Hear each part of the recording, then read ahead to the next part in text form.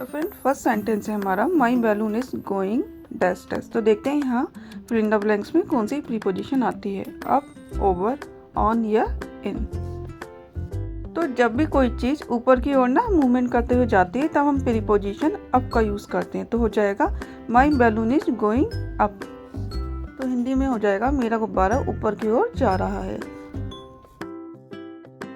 अब नेक्स्ट है I am going dash dash the stairs. तो देखते हैं फिल इन द ब्लैंक्स में कौन सी प्रीपोजिशन आएगी, डाउन, इन, एट या अंडर। तो फ्रेंड जब भी कोई चीज़ मूवमेंट करते हुए नीचे की ओर जाती है तब हम प्रीपोजिशन डाउन का यूज़ करते हैं। तो हो जाए सेंटेंस हमारा हो जाएगा I am going down the stairs, मैं सीढ़ियों से नीचे जा रहा हूँ। एग्जाम्पल और देखते हैं, अगर कोई बैलून नीचे की ओर आ रहा है तो हम बोलेंगे the balloon is going down.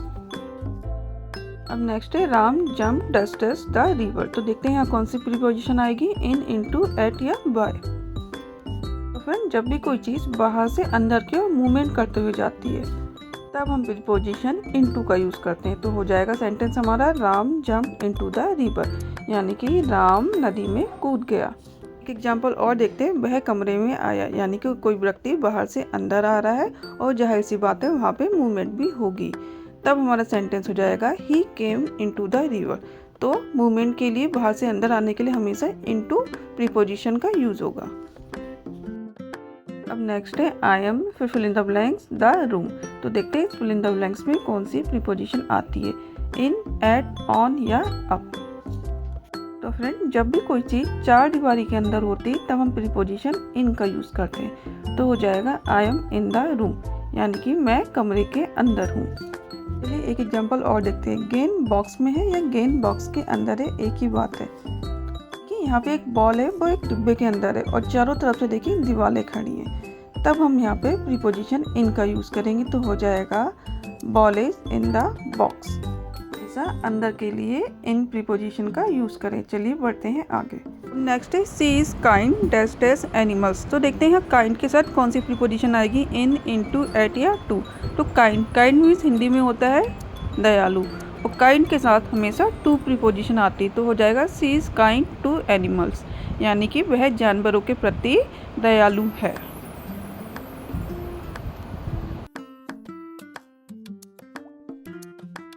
अब नेक्स्ट है dog is dash dash the table. तो देखते हैं यहाँ पे कौन सी प्रीपोजिशन का यूज होता है, ऑन, एट, ओवर या अपॉन। जब भी कोई चीज़ किसी चीज़ के ऊपर हो और वो उसे टच करे, जैसे देखिए टेबल पे एक डॉग बैठा है और देखिए टेबल और डॉग दोनों एक दूसरे को टच कर रहे हैं, तब हम यहाँ पे प्रीपोजिशन ऑन का यूज़ करते हैं। तो हो जाएगा dog is on the table, यानी कि डॉग टेबल के ऊपर है। अब नेक्स्ट है my shoes are dash dash the table. तो देखते हैं यहाँ पे कौन सी प्रीपोजिशन आती है, बिहाइंड, अंडर, ओवर या अप टू। तो फ्रेंड जब भी कोई चीज़ किसी चीज़ के नीचे होती है और वो दोनों चीज़ें एक दूसरे को टच नहीं कर रही होती तब हम प्रीपोजिशन अंडर का यूज़ करते हैं। जैसे कि टेबल है, टेबल के नीचे शूज़ रखे हैं और टेबल और शूज़ दोनों एक दूसरे को टच नहीं कर रही हैं, तो यहाँ प्रीपोजिशन अंडर का यूज़ होगा। तब हमारा सेंटेंस हो जाएगा my shoes are under the table, यानी कि मेरे जूते टेबल के नीचे हैं। नेक्स्ट है my pillow is dash dash the head. तो देखते हैं यहाँ पे कौन सी प्रीपोजिशन आएगी, अंडर, बीनीथ, इनटू या अक्रॉस। फ्रेंड जब भी कोई चीज़ किसी चीज़ के नीचे हो और उसे टच कर रही हो तब हम प्रीपोजिशन बीनीथ का यूज़ करते हैं। जैसे कि यहाँ पे देखिए ये व्यक्ति है, इसका हेड जो सर है वो तकिया को टच कर रहा है, तो दोनों चीज़ें एक दूसरे को टच कर रही है तब हम प्रीपोजिशन बीनीथ का यूज़ करते हैं। सेंटेंस हमारा हो जाएगा my pillow is beneath the head, यानी कि मेरी जो तकिया है वो सर के नीचे है। अब नेक्स्ट है bird is dash dash the tree. तो देखते हैं यहाँ पे कौन सी प्रीपोजिशन आती है, ओवर, अबव, ऑन या एट। तो फ्रेंड जब भी कोई चीज़ किसी चीज़ के ठीक ऊपर होती है और उसे टच नहीं कर रही होती है तब हम प्रीपोजिशन ओवर का यूज़ करते हैं। देखिए यहाँ पे एक पेड़ है और पेड़ के ठीक ऊपर एक चिड़िया है, दोनों चीज़ें एक दूसरे को टच नहीं कर रही है ना, तब हम यहाँ प्रीपोजिशन ओवर का यूज़ करेंगे। तो हो जाएगा हमारा bird is over the tree, in Hindi चिड़िया पेड़ के ऊपर है। अब नेक्स्ट है हमारा bird is dash dash the tree. तो देखते हैं यहाँ कौन सी प्रीपोजिशन आती है, अबव, ओवर, ऑन या एट। तो फ्रेंड देखिए ये एक पेड़ है और पेड़ के ऊपर चिड़िया है, लेकिन ये चिड़िया पेड़ के ठीक ऊपर नहीं है, किनारे से है। जब भी कोई चीज़ किसी चीज़ के ठीक ऊपर ना होकर इधर उधर हो तब हम प्रीपोजिशन अबव का यूज़ करते हैं। तो हो जाएगा सेंटेंस हमारा bird is above the tree. अगर ये चिड़िया पेड़ के ठीक ऊपर होती तब हम यहाँ पे ओवर का यूज़ करते। तो आपने यहाँ पे अबव और ओवर का डिफरेंस समझा होगा। चलिए बढ़ते हैं आगे। नेक्स्ट है the helicopter hovered dashes my house. तो देखते हैं यहाँ कौन सी प्रीपोजिशन आएगी, अबव, ओवर, अप या अक्रॉस। फ्रेंड, जब भी कोई चीज़ हमारे ऊपर मंडराती है या हमारे ऊपर मूविंग करती है या चारों तरफ घूमती है तब हम यहाँ पे ओवर प्रीपोजिशन का यूज़ करते हैं। तो यहाँ हमें over helicopter Howard over my house, यानी कि हेलीकॉप्टर हमारे घर के चारों तरफ मंडरा रहा है या चक्कर काट रहा है। चलिए एक एग्जाम्पल और देखते हैं। The birds are flying over the tree, यानी कि पेड़ के ऊपर पक्षी उड़ रहे हैं इन हिंदी।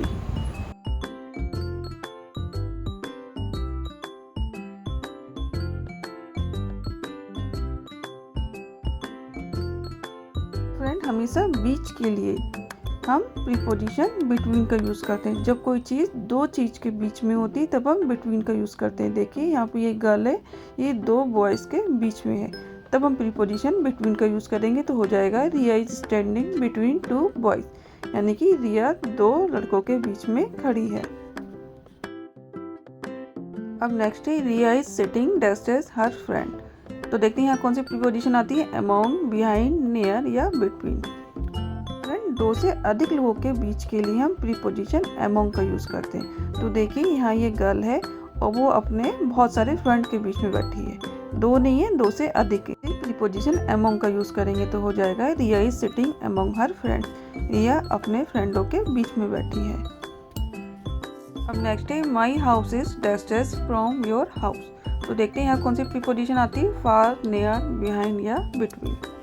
तो फ्रेंड, यहाँ दूर की बात हो रही है, यानी कि मेरा घर तुम्हारे घर से दूर है, और दूर के लिए हमेशा प्रीपोजिशन फार का यूज होता है। तो हो जाएगा my house is far from your house, मेरा घर तुम्हारे घर से दूर है।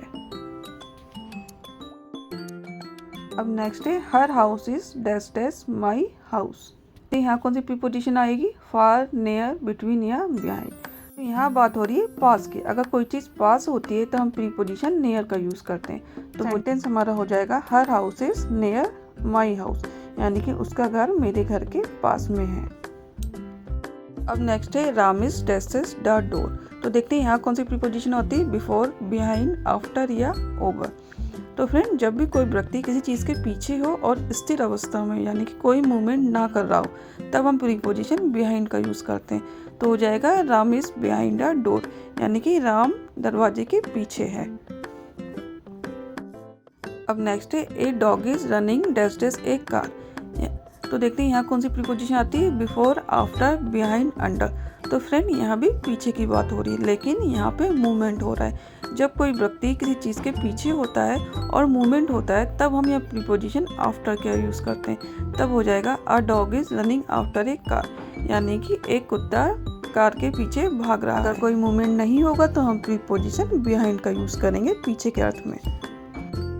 अब नेक्स्ट है आई एम डेस्ड एज यू। तो देखते हैं यहाँ कौन सी प्रीपोजिशन आएगी, near, in front of, beside या अक्रॉस। तो फ्रेंड, जब भी कोई चीज़ किसी चीज़ के सामने होती है, ठीक सामने, तब हम प्रीपोजिशन इन फ्रंट ऑफ का यूज़ करते हैं। तो हो जाएगा I am in front of you, यानी कि मैं तुम्हारे सामने हूँ।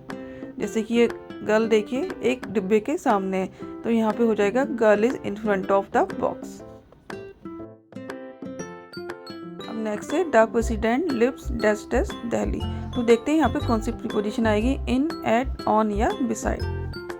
यहाँ पे दिल्ली जो कि एक बड़ा शहर है, तो जब भी हम किसी बड़े शहर की बात करते हैं तब हम प्रीपोजिशन इनकी यूज़ करते हैं। तो हो जाएगा the president lives in Delhi, यानी कि राष्ट्रपति दिल्ली में रहते हैं। नेक्स्ट है हमारा सी लिव्स डेस्टेस फरीदपुर इन भोपाल। तो फ्रेंड, यहाँ पे फरीदपुर जो कि एक छोटा कस्बा है, जब भी हम किसी छोटे शहर कस्बे या मोहल्ले के बारे में बताते हैं तब हम उससे पहले हमेशा एट प्रीपोजिशन का यूज़ करते हैं। तो हो जाएगा सी लिव्स एट फरीदपुर इन भोपाल। देखिए भोपाल से पहले हमने इन प्रीपोजिशन का यूज़ करा क्योंकि भोपाल एक बड़ा शहर है और छोटे शहर के लिए हम एट का यूज़ करते हैं। यदि प्रीपोजिशन रिलेटेड छोटी सी एक्सरसाइज, अगर वीडियो अच्छी लगे तो वीडियो को लाइक और चैनल को सब्सक्राइब करना बिल्कुल मत भूलिए। मिलते हैं नेक्स्ट वीडियो में।